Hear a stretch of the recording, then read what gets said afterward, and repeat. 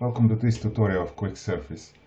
When you do more complex modeling, you will notice that in this history tree you get all the primitives as they've been created, and this is what we call history-based definition, so you can always go back and edit the sketch.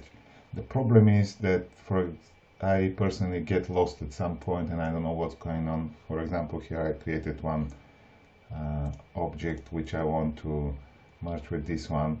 So in order to help you with this, we added a new option for the object tree, which is by default it's a history view, which is what you see. At the moment you create, it just gets at the bottom. But also we have something which is called parent-child view, and when you switch to this mode you actually see just the top object that has been created.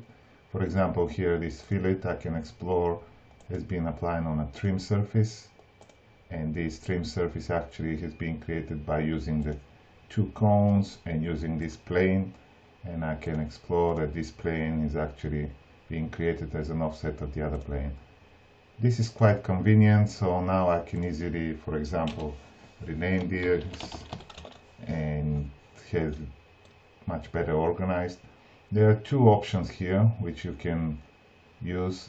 One is expand all, and it just expands everything, so you can take a look at the main body which has been applied the fillet, and down you can see what happened, or at any point you can just collapse everything. And for example, now I will just take these two and we'll join them, combine these selected solids into a single one.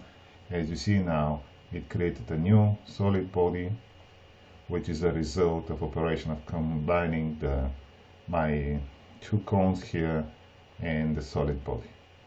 And this is how it works. You can always switch between the two views for easier navigation and to explore your work easily. Thank you for watching.